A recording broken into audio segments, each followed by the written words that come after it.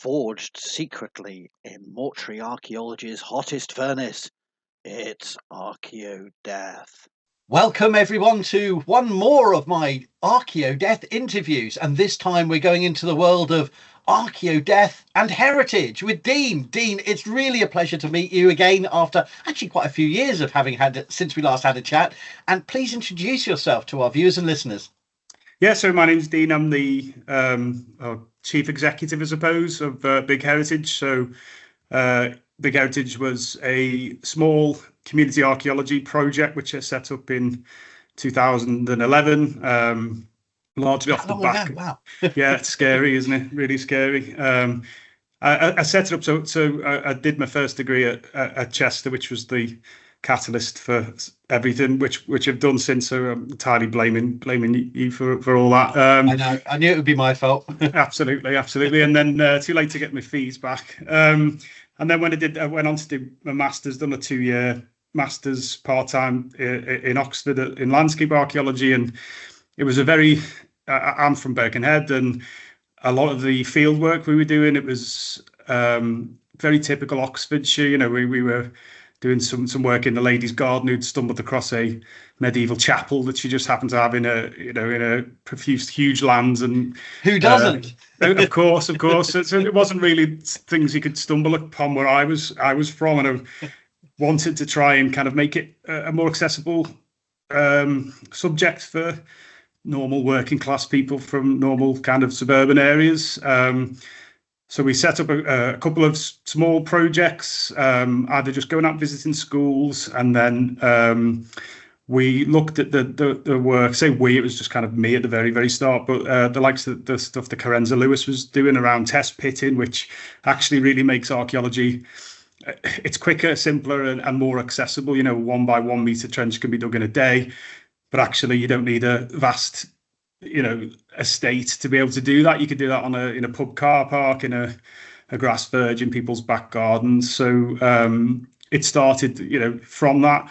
We ran another few successful projects, but they were all kind of grant funded originally, which meant that you could run the best project in the world, but once the funding ran out, you'd go back to the beginning, which is just the way that it's a shame the way heritage funding works. So we started to look at how we could become more sustainable and create our own income that wasn't kind of grant dependent. And the other things with grants is not just kind of you cling onto them, but you're kind of set within the boundaries of what they want you to achieve, etc. So we were running we applied and set up a project called the Roman Medicine Roadshow, which was a kind of roadshow going around to schools and science centres, and it was about the history of Roman medicine. It was funded by the Wellcome Trust, who were a big supporter of so Henry Wellcome, who founded it, which is one of the biggest charities in the world. But he was a bit of a collector of historic artifacts related to medicine. So they had this outreach funding program. So we started exploring Roman medicine, which is kind of the start of sick to death. Really, the Romans were. They were in terms of the surgery and everything else. It's really fascinating. Yes. And it was a great way to kind of compare and contrast with the modern day. But also, what we were quite successful is we used it as a way of taking down modern medical myths and debunking, things like we're looking at like Roman kind of religious beliefs in medicine, comparing it with faith healers today, and the very beginnings of a scientific method that you had with the likes of Galen, where he was kind of observing and recording things. So we tried to kind of push the envelope out from not just kind of talking about the Romans, but also, widen it out. That was a really great success, and Wellcome Trust come back to us then and said, this could be, or do you think this could be a physical permanent attraction? So we ran a pop-up museum in Bone Walthersthorne's Tower on the Walls in Chester, which was meant to be kind of like a month-long physical visitor attraction, if you like, that talked a lot more about Chester and the kind of health in Chester from the Romans through the Black Death, through plague, through to kind of the beginnings of sanitation and its links to cholera, and also we did have a kind of very, very much kind of leaning on what I was learning at Chester as a student, looking at bioarchaeology and human remains and what that can tell us about health and well-being, if you like, in the past. So the first attraction was kind of split between them two themes. It was kind of a bit of horrible histories-esque in terms of look at these gruesome instruments and these really daft ideas about drinking urine, etc., through to the kind of bioarchaeology where we were able to teach people. We work with a couple of really good people, Shirley Curtis Summers, Dr. Shirley Curtis Summers, up in Scotland now, but she was a really big kickstarting tool for us to kind of explain in simpler terms to the public what you can learn from just a set of human remains. So that kind of led to Sick to Death now, which is at St Michael's Church in Chester, which is ridiculously busy this week, and it's been there for about 4 years now. At the same time, we took on Western Approaches, which was probably a really daft, stupid thing to do at the time, which is a 35,000 square feet of underground bunker in Liverpool, which was the command centre for the Battle of the Atlantic. And based on our success at Sick to Death, a new landlord who took over the office buildings above us asked us to come in and have a look at what we could do to kind of reinterpret it. And we ended up taking that lease on. So we've got a very long-term custodianship, if you like, there. Wow. And it's really special. There's a couple of historians that say if you were to pick a single building that had more impact than any place in the world on the Second World War and its outcomes, it would be Western Approaches in Liverpool, but it was largely forgotten and derelict.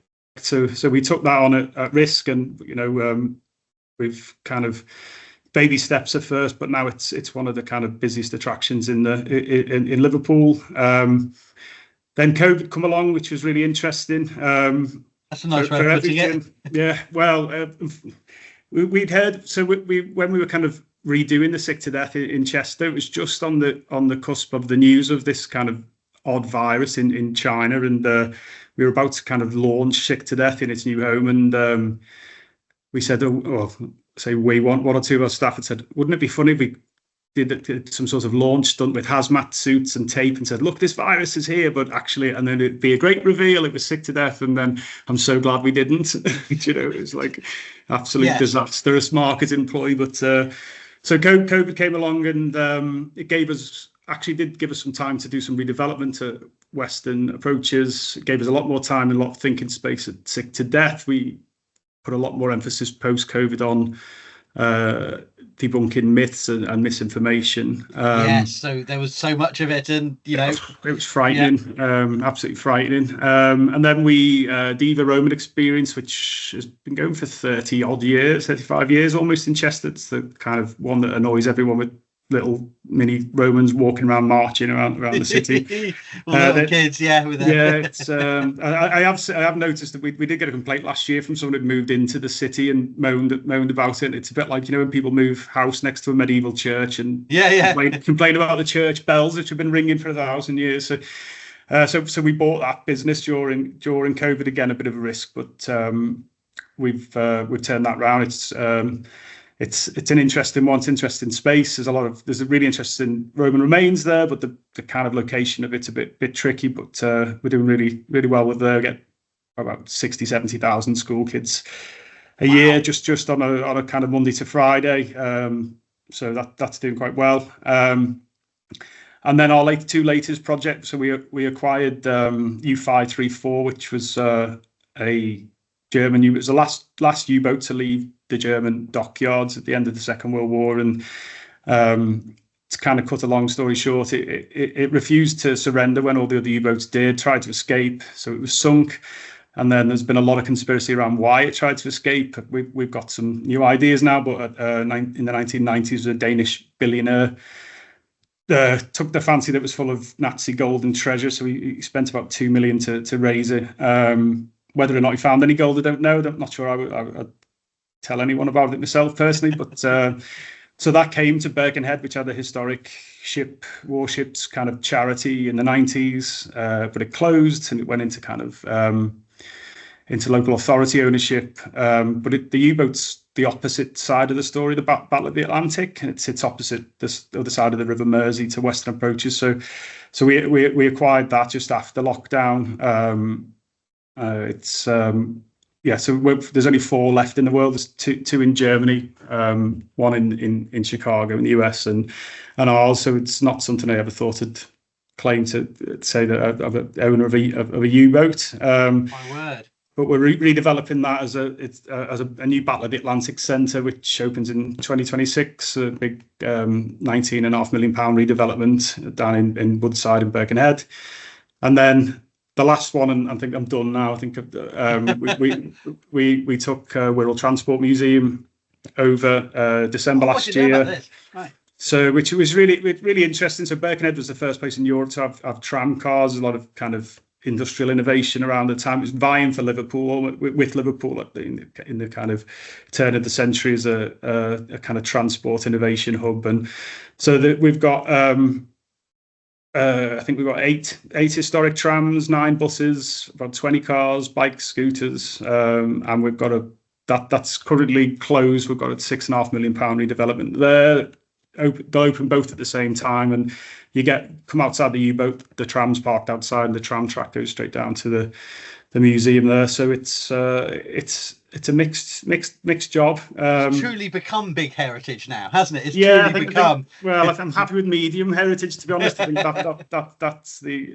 Funnily enough, it's a lot of the heritage sites that we took on were either kind of closed or distressed or underlooked, undervalued, and our model has been to go in, and a lot of local authorities tend to be asset rich and cash poor. So if you look at the towers, for instance, in Chester on the walls, well, the council have got a responsibility to maintain them, but not the revenue stream to staff them. And so when we took on the tower at Sick to Death, and the same with St Michael's Church, basically, which was we had the heritage kind of photograph archive collection in there, which was 10, 15 people a day going in, and it's all online now anyway, and very much kind of digitized. So it was just an albatross really around the council's neck. So we were able to kind of go in there and revitalize it. It's only kind of the cathedrals probably competes with us in Chester now for visitor numbers. So, but that's always been the model really, of just looking for something that's kind of undervalued or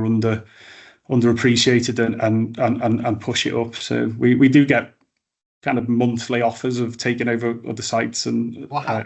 I get shot down for. I get excited about most of them, to be honest. But I've got I don't really, the day-to-day team who run the company have kind of banned me from that now. It's I've started actually getting back into it. I've got a little bit more time on my hands now. I've got a really good team who do most of the important work. So I've actually started getting back into a bit of my old academic research and archaeology and field. I know it's bizarre looking into maps and LiDAR and everything else. It's if you kind of, it beats the hell out of you when you're doing kind of accountancy meetings and receipts and everything else. So just to kind of get back into reading books and maps and landscapes and looking at lumps and bumps, it's been a pleasure. I feel like I've turned into an antiquarian now. I'm just doing it for leisure, really. And you need a pipe and a tweet. Yeah, absolutely. That's the way forward. So that's me in a nutshell, basically. That is a massive nutshell, and what a wonderful success story in terms of coming through archaeology degrees, 2 degrees, undergraduate, masters, and applying it back into, and engaging and educating literally thousands upon thousands of visitors and school kids, and on so many different projects. And I just can't wait to hear how all this. I feel I was completely out of date with all of that, to be honest, and I was going, I kind of heard about that, but I hadn't connected it up, and so that was wonderful.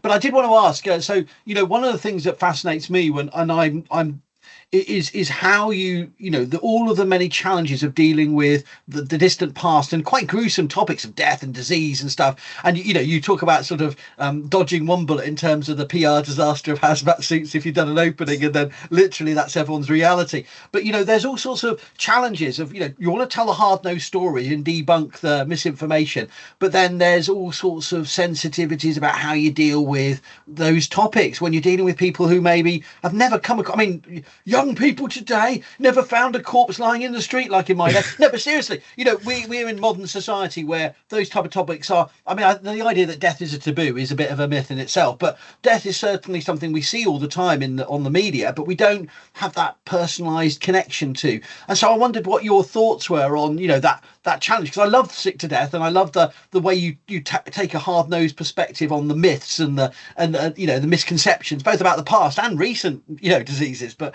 that's the kind of area that I'm really fascinated with. Where how do you deal with death in such a subject? It's tricky, and I don't think we get it right all the time either, because it's I'm very matter of fact when people say, oh, if someone ever comes to me and says I'm a psychic, my first response will be, no, you're not. Like, I'm not even polite with it anymore. It's just like, well, you're not really, are you? And so things like where we're debunking kind of religious healing and miracles, and we take, there's a scientific stance with there, and we've had so many complaints, like, for really it's people are fundamentally like offended by stuff that you can't really argue, the science behind it. Really, we're not calling people idiots, but we're just presenting, the facts. Yes.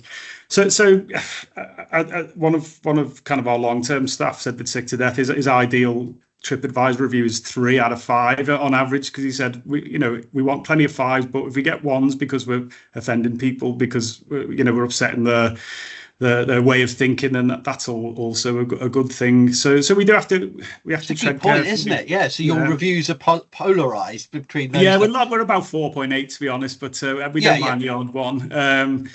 It's really interesting, and the whole death and the kind of guts and gore. It's a bit of a double-edged sword, and because we have this, from a kind of academic standpoint, you don't want to kind of present the past as just being this other world, kind of peasants rolling around in the mud eating, dog shit or whatever. People have it's that's an easy sell in some ways, and so it is what we use as a medium with Sick to Death, is that otherness of, gosh, they've done the surgery without anaesthetic, and look at these crazy cures, and that's always a draw.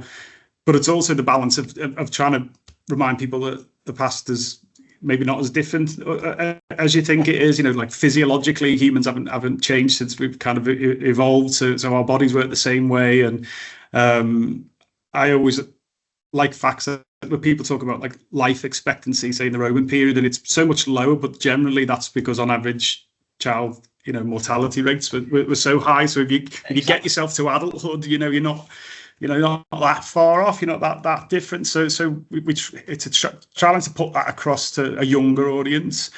And then you've got the death element as well. And I do actually remember one of the kind of takeaways from Death and Memory, which is one of the modules I studied with you, was that we had this discussion about morbid fascination, and it's really stuck with me ever since. Really, is the instant kind of assumption is more a morbid fascination thing is a bad thing, and ghoulish and this, that, and the other. But actually, there is something there that people are interested. I was on Instagram or something yesterday, and some bizarre account come up in the feed about like top 10 like car crashes where people have died, and you're like, oh my god, how's this come up? But people must go online and look at this stuff, which is maybe to the extreme side of things. But I think, as you said before, death is we're quite detached from it in the West. It's if someone dies, you kind of grandma dies in hospital, and that's it. Then you'll see a couple of weeks later in a box, it gets cremated, and that's that. Where in plenty of other societies and not too long in our distant past, grandma would be in the living room for the next week, and you'd be she'd still almost be there, and you'd maybe even further that the family were responsible for preparing the body and everything else. So I think and we are lucky in our country, despite a few kind of ups and downs, we're a very stable political country in terms of you look at some of the terrible stuff you see on the news, and absolutely we're so far away from that. So I think there is that interest in death, and we do kind of play to that, but it is a balance, and it's about about sensitivities, but I'm keen to try and push people's boundaries a little bit. I think trying to take people out of the comfort zone. Because it's about, tell me if I'm wrong, it's about you don't want to be just future proofing to the point where you're so many layers of contingency. What if someone comes in and they've just been bereaved, and then they also, you know, and they've just witnessed a car crash, and what if they get upset by a picture of a skeleton? You know, it's not, you can get to ridiculous levels of oversensitivity, but equally, you know, there's an awareness that this is going to make people think, and you want to make people think and challenge their cozy view of things. I think that surely that's what good education is always about, is some kind of challenging those boundaries without going out to actively, how many people can I deliberately upset by some, absolutely. But, you know, there's a moderation, isn't there? There's a balance, as you say. So it's not going out there and purposely upsetting people, but it's, you know, presenting, you know, there's nothing wrong with being uncomfortable, as long as it's in a learning kind of capacity. And what we did when we were running the Roman Medicine Roadshow before we set up Sick to Death was that we loaned a set of human remains from the Grosvenor Museum, which Dr. Curtis Summers took out, and we did these workshops where she'd go out to a number of places, whether it's kind of museums or community centres, or we actually went to a couple of Age UK residence homes, and she laid out a set of human remains and had a few different pathologies on, which were quite interesting. And it was really interesting it was done to kind of present this person's life through what the through what the human remains tell us. And for a lot of people, it was their first interaction with a dead body, if you like, and you know, I have my own thoughts on, you know, what constitutes a dead body, when's it a skeleton, etc. But every one of them was completely, you know, hugely enjoyed, fully booked, and it was always a kind of, you have to make a choice to come to it, see this. You don't have to, you know, it's not like we're kind of doing it on the street. The Age UK one was really interesting for me as well, without being too disparaging, but most of the people were towards the end of life, and it was it opened up really interesting conversations about death and the dying process, and, you know, people talking about you know, this particular individual had Small's nodes on the back, and then it came into a big conversation about, oh gosh, what are my, you know, human remains going to tell when they dig me up? And these were all, you know, people in the kind of late 80s onwards. So that was all a really good community output, and just a catalyst for conversation about it as well. So it was interesting that, you know, a kind of 13th, 14th century set of human remains has been was utilised in that way to kind of talk about, you know, the starkness of death, which was obviously, you know, that's really important. It's for young people, but it's also for people of all age groups. I mean, I gave a talk quite recently about the new approaches to the archaeology of death, and I didn't really think it through, because I'd go into my little blinkered, and then I realised, oh yeah, look at the average age in this room. All my worry through the talk was, wouldn't it be ironic and rather embarrassing if one of them did keel over? But you know, I was just going, oh no, that's silly, Howard. No, but then one did trip on the way out, because I distracted them by saying, let me get the door for you, and they sort of were surprised, and they went, ah, and I thought, oh, and I thought, you know, well, you imagine the local headlines, you know, Professor of Archaeology of Death. Professor Death. Yes, in tragic. No, anyway, it was all fine. They were all safe, just for the audience to know. Everyone was safe. But no, but it's good. It's healthy to show that it's conversations for everyone, and that's really important, I think. And yeah, the human remains are a really important point, because when I think about Sick to Death, I think so much of the academic literature and the museological literature, as far as I understand it, is still obsessed with the big museums and the big or the city museums, or the, you know, the larger museums. And there's so much benefit with human remains being used in smaller displays, on loan, out in activities, and I don't think any of that's been captured. And a real load of good work, including Sick to Death,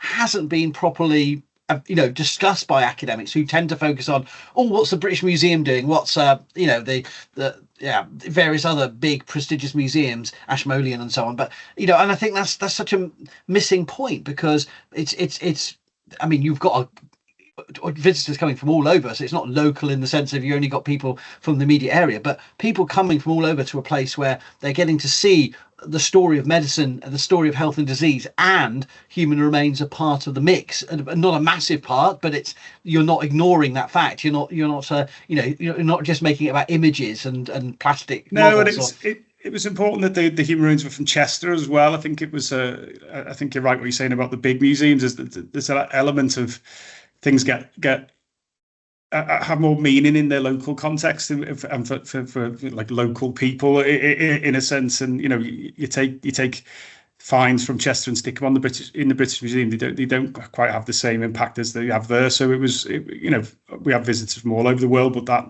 local element of this is ostensibly Ancestry that is there. And we've actually took the human remains off display recently. It's been a bit of maybe even a year almost of kind of an internal debate with us on that. So what we did we worked with a couple of sets of human remains, and through the kind of ticketing and funding, we were able to sponsor a lot of additional research into the fairly small set of human remains. The Grosvenor Museum actually had quite a large collection. It was taken to, I think it was Cambridge or London during the war, and bombed and destroyed. So actually for a museum with the collection that the Grosvenor has, the sets of human remains are quite slim, other than they've got the Herringbridge collection there, but they're few and far between. So what they've got, it was interesting to work with the Grosvenor Museum, and we were able to sponsor analysis that they would not have the funding to do otherwise. So you did the getting it into your Sick to Death actually wasn't just here's what we already know. You were actually augmenting that research, because you had two, didn't you? One was Roman, or you thought it was Roman, but it turned out being medieval, and the other one was definitely medieval. There was a few different ones. So there's the Castle Street well skeleton, which has been on display for a long time at the Grosvenor Museum, but we were able to pay, and it was Dr. Curtis Summers who'd done the full analysis. It never really been done before, and it was really interesting to find out that there was pathologies related to kind of really heavy physical work at a young age. I think it was issues with the spine and everything else. So it gave us a kind of an understanding of what type of person this would have been, which was, that's just new information, for the archaeological record, which is what it's all about. It's fantastic. And then we had the most bizarre one. There was a jawbone that was excavated just before the war by Robert Newstead, when it was found at the southeast angle tower in a ditch there, and it had butchery marks on the side of the jaw, and it was noted at the time it was something unusual, but it was kind of stuck in a box and forgotten about from the 30s and assumed to be Roman. So again, we got it kind of 3D scanned, analysed, and it turns out, without being too brutal, but the cut marks display kind of sawing from behind type of thing. But then we sent it off down to Oxford and got it carbon dated, and it was I think mid 14th century, and absolutely not Roman at all, which is fantastic. I mean, some ways you're disappointed, though. It's not gladiator type of thing, but actually no, it's even better, because middle of the kind of 14th century in Chester is is a bit of a rough fight with the Welsh, and you can assume, well, why is the head going to be severed and end up in that ditch? So was it displayed on a spike or fell into the ditch? And it just so the kind of the bonus for me from Sick to Death is that, we've got our aims and objectives around education and enjoyment and fun and everything else, but the offshoots is that we've actually just took one sets of human remains and completely blew apart what everyone assumed of it. So and then wow.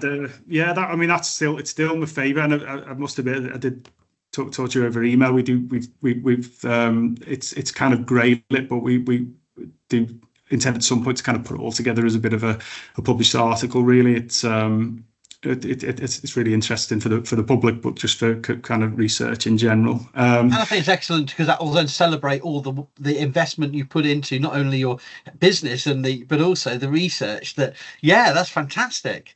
Yeah, it's great. I mean, it's a good kind of crossover between academia and kind of I won't say not the real world, but the kind of commercial world and everything else. It's for me, it was, we didn't have to pay to do that, but number one, like for me, just personally, as a someone with archaeological interest, I was desperate to do it. But it's kind of like a give back. The Grosvenor Museum are the custodians, that they keep it, they store it, they look after it. So being able to loan it and then add something to that record. And actually, there was a really interesting newspaper article about it, so it's a bit of kind of promotion for us and everything else.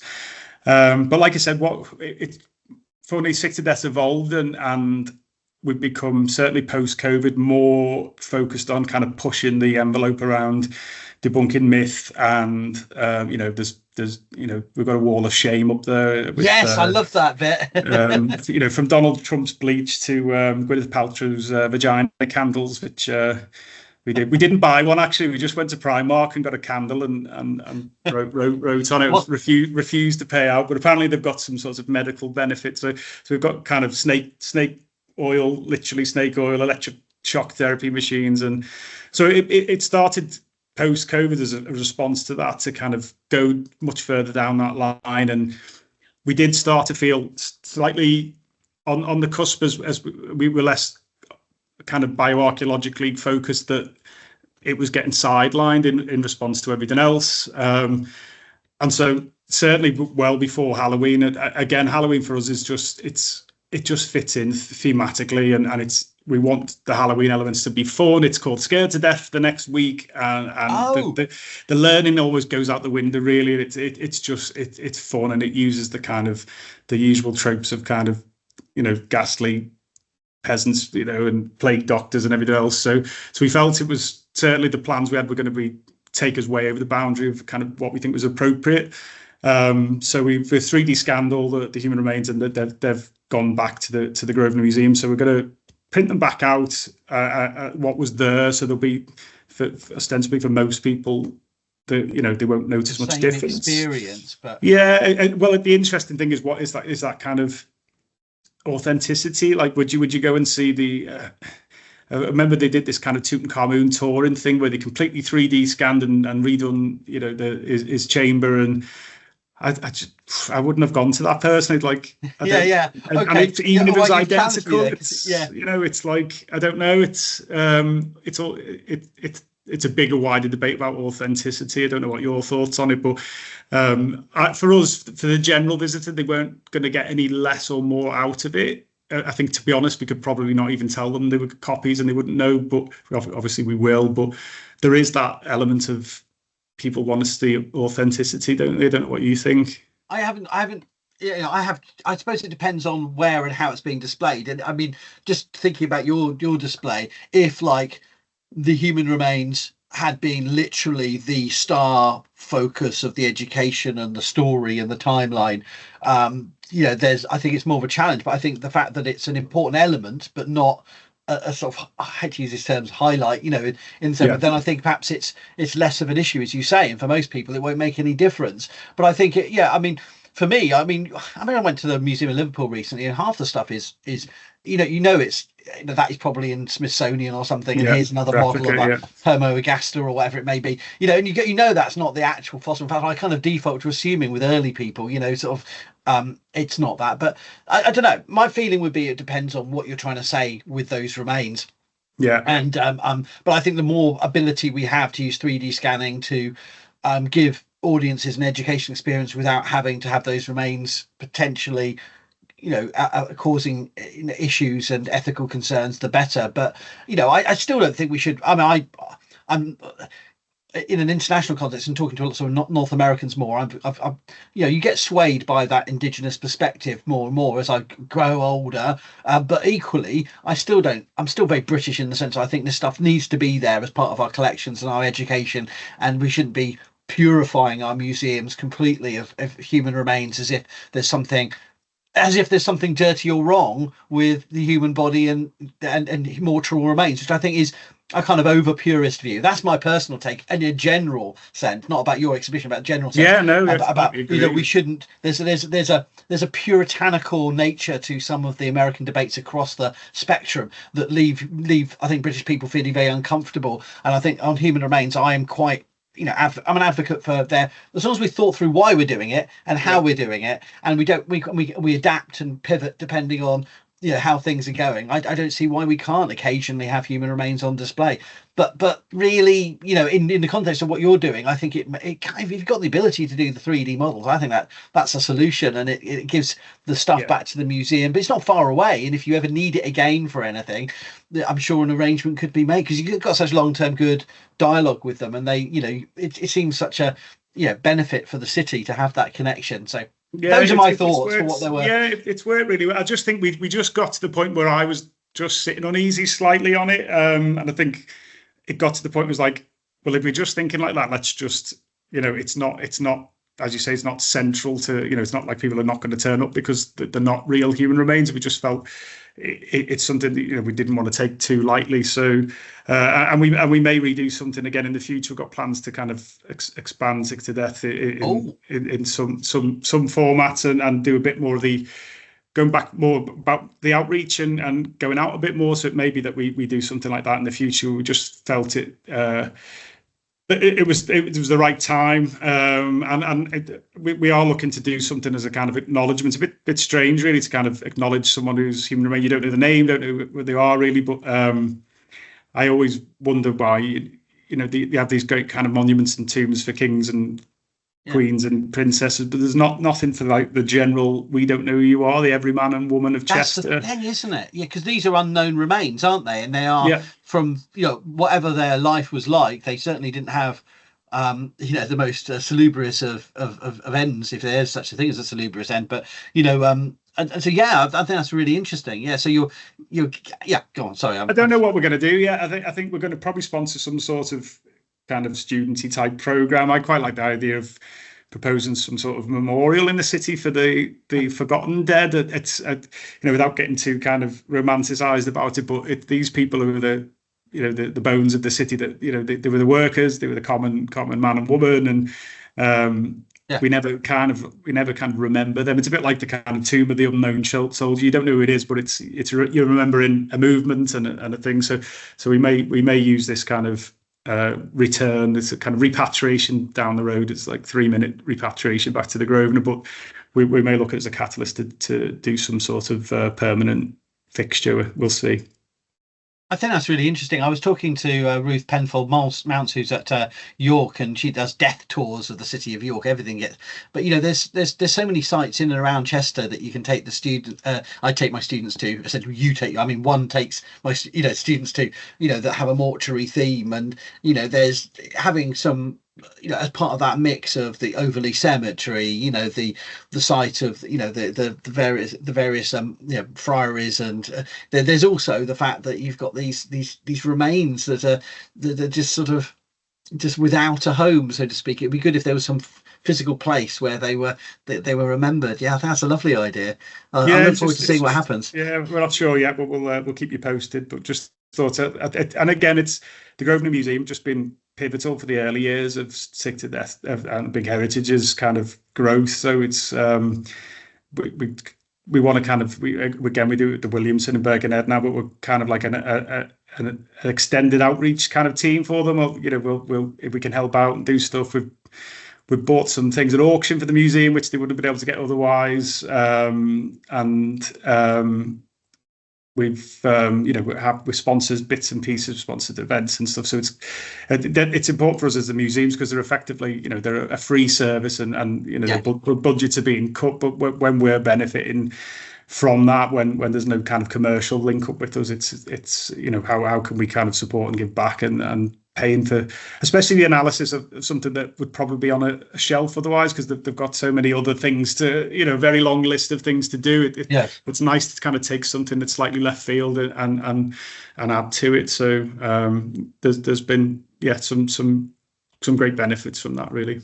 Well, it sounds like Sick to Death has been an excellent endeavour, and the whether it's 3D models or whatever happens with the human remains element, I think I'm excited to hear about the future developments. But I've also wanted to ask you, because I know you mentioned it briefly, about various other sort of mortuary or morbid dimensions that you face, some of the challenges you face with your other exhibitions, some of which I kind of anticipate, like U-boats. People immediately think, as you say, gold, all manner of myths build up. But some of the others I wouldn't have imagined. But give us a sort of highlight of the kind of other challenges you face or issues that come to the fore.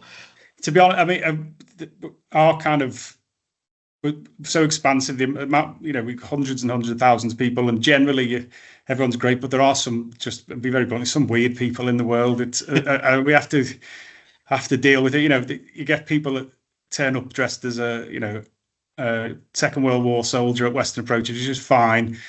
But when they're offering to come, absolutely, or they dress as Churchill or something, which is okay, but it's when they're offering to come as an SS officer, and you're like, no, you're okay, thanks. It's so the U-boat's really sensitive in that respect. So the German government didn't want it to be raised by the Danish. So I was only 10 when this was done, even though I still get blamed for all sorts. No.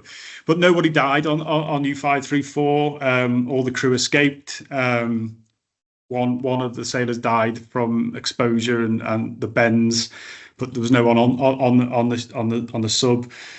But the rest of most U-boats are obviously classed as war graves, and rightly so, should be kind of left as that. So there was some contention when this was raised, but it was in Danish waters, but there was obviously no human remains on it. But we still do get kind of fairly regularly comments, etc., about disrespecting the dead, and we should have left it where it was, and you kind of have to remind people there's no one died on it. But so people are outraged and offended by deaths that never happened. Yeah, that's really interesting. It and what was amazing, by absolute fluke, U534 it shot down a Liberator on its last kind of days, and that was its only kind of guns fired in anger. So it never sunk any ships or torpedoed passenger liners or anything. So which is really fortunate for us, because again, it would be difficult kind of presenting which effectively a tool of war, and probably one of the most hideous tools of war that have been invented, and kind of present it to the public, and people go, oh, well, that shot killed my granddad or something. So we are fortunate in that way, but it does present challenges how we're going to represent it. So it's the new museums around the Battle of the Atlantic. It'll tell both sides of the story. But it's really tricky. We kind of want to move it away from the kind of Little England. We ate the Germans, and it's about telling the human side. So 90% of the crew from U534 when it sank were 13 or 14 in 1939. So they were children when the war broke out, because by the end of the war, the kind of 17, 18-year-olds was the average age. So to kind of just dismiss everyone on there as kind of some kind of zombie crazed Nazi is just it's not correct, really. So we're not trying to rewrite history, but we want to tell the human elements of it. We've got it's remarkable, actually, and we didn't anticipate it, but it was a bit like Pompeii U534. So it sank really quickly in the Kattegat off Denmark, which was cold, and part of it went into an airlock. So actually, when it was raised, all of the paperwork survived miraculously. And bear in mind, at the end of the war, the Germans kind of burnt everything. Every U-boat was scuttled and sunk. So when the Danish raised it, they did pay to get it all conserved quite quickly. They froze lots of it, and it survived, but they didn't, for whatever reason, probably because there was no treasure on it, they didn't look at it. So we inherited this U-boat, and then the next day the guy's like, and this is your warehouse full of documents and archives.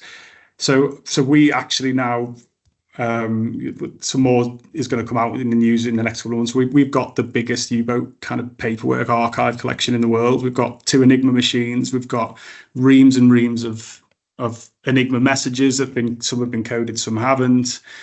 We've got the only surviving copy in the world on when Hitler kills himself. There's a message that goes out to all the Kriegsmarine. It says basically, Karl Dönitz is the new Führer. Hitler's dead, basically.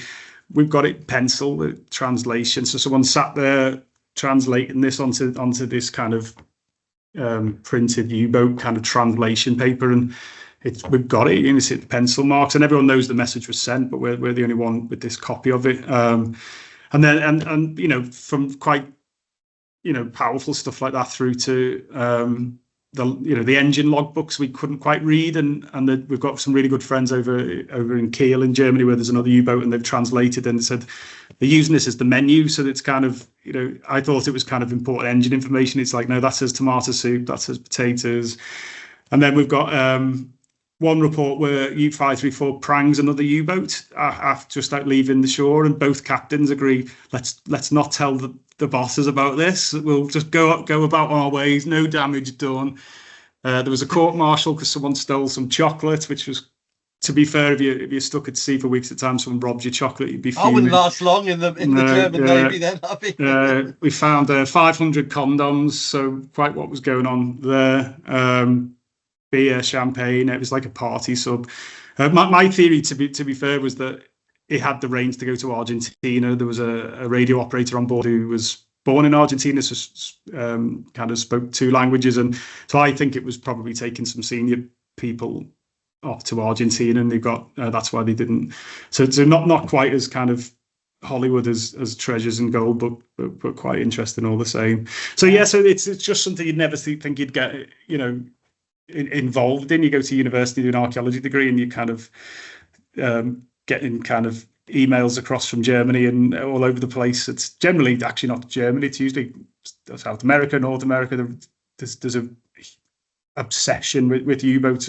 Surprised just how much interest there is around the world, but the death element is something we have to be sensitive about, and and reminder that, you know, the Nazis were pretty shit. You know, it's, you know, we are you know, we're not revisiting history, we're kind of looking at it back in a different way, but also there's a weight of responsibility on us, and, you know, you only have to look at what's going on at the moment in the world, that, you know, we don't really learn our lessons, do we? So we've got an important kind of job to do in making sure that we kind of tell that story as well.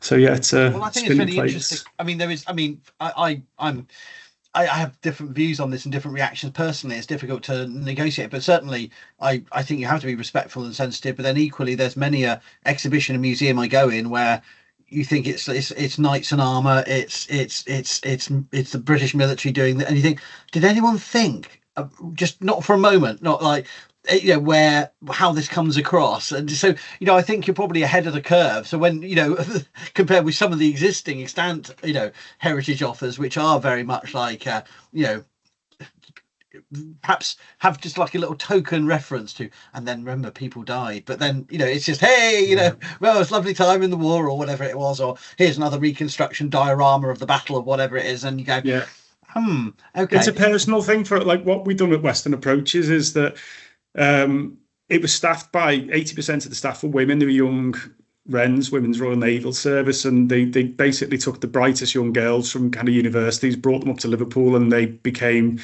coders, war gamers. That, you know, basically the Battle of the Atlantic anti-submarine tactics was completely turned on its head by a group of teenage girls, basically, and we're interested in them stories and like, you know, what did they do?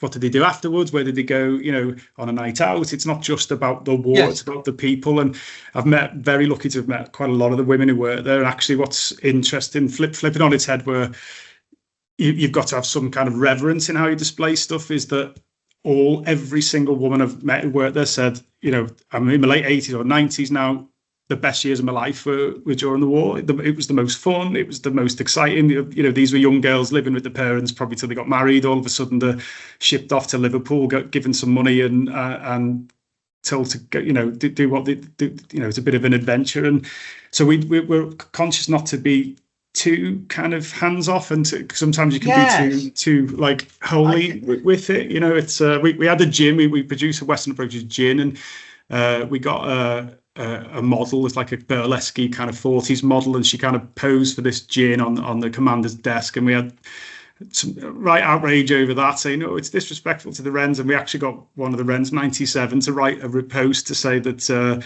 she took photos of herself drinking gin in her underwear and a Wrens uniform and got in trouble for it, and she Johnny Walker, the famous Navy captain, and his crew taught her to play gamble and to play poker, and it was a right bloody laugh, and she'd be wearing the knickers today if she could. So yes, we like pushing back on it, but sometimes people can be overly sensitive. But yes, exactly. It's a balance. No, seriously, that's a really lovely way to wrap up, really, is to show that there's so many more positive ways we can connect the stories of dark times and dark subjects, whether it's disease, whether it's the Second World War, back into contemporary society in ways that capture people's imagination. And you've got the authority to do so because you've done the research to back it up, to tell those stories. And I think that's really wonderful. I think, without being too much of a plug for Chester University, but it was a really, really powerful grounding in everything that Big Heritage done. It's underpinned academically. So I've always kind of had the ethos of that, we can explain something to a 7-year-old, but if, a professor, if such and such who's 70 comes in, there's nothing they can really punch holes at factually. Yes.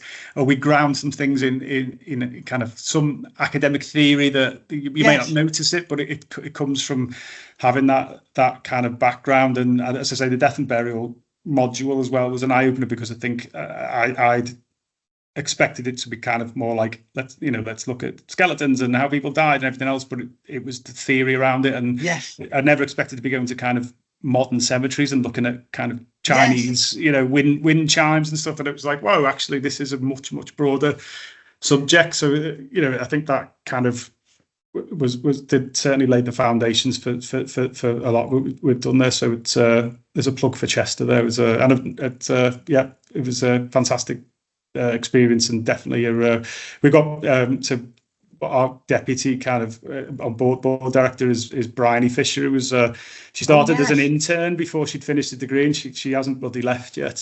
She's like 8 years later. So I remember Bryony. She presented at one of my student conferences. Yes, that I organised. Well, she still hasn't showed me, but she did head the dissertation on the D House debate, which I was somewhat vociferous about, and apparently she kind of I may have been given her a dressing down in a dissertation, but she hasn't let me read it yet. So I'm hoping to get a copy at some point. But fantastic. She's a great member of staff. Well, thank you so much, Dean. It's been a real pleasure talking to you, and I wish you and all your colleagues at Big Heritage all the very best with what you're doing, and but also for the future and all the different exciting projects you're taking on. I'll try and keep up as best as I can when I'm not. I mean, as I say, it's any of our sites. If you want to take any students out, I know we obviously. James Pardo, when he was running the Heritage there, we used to come and visit with the Heritage students, but the offer's always there. And I do have to. I've got a confession. I do have to kind of pop in that I've on my bookshelves before found a copy of Nick Hyam's Origins of Cheshire, which is from your library. So I probably owe you a considerable library. Where it went. I've discovered it. Although it can go one worse, is that my son's 13 now and he goes to Wirral Grammar School, just my school, and I've actually got a Wirral Grammar library book here, which I recently handed back. So we'll pop in with Nick Hyam's book. I've got a separate copy, and I'll maybe bring a couple of other books in by way of apology for that. Well, after all these years, because I do try to lend out books to students, and then I go. Sometimes I try to keep a tab, but I'm not obviously often been very good about it, have I? No, same as me. I've got like 4 copies of the same book sometimes, because I buy one and lose it and then find it again. So it's but I do apologise. I will bring it back. No worries. But we'll have to chat with you then. We'll have to have a coffee or something, have a natter. But for now, and for our audience, really appreciate you sharing your expertise and insights, and just all the very best. Thanks, Dean. Yeah, thank you. Appreciate it. Thanks for having me come to speak. It's really insightful. Thanks. Follow Archaeo Death on YouTube, TikTok, WordPress, and a host of other social media.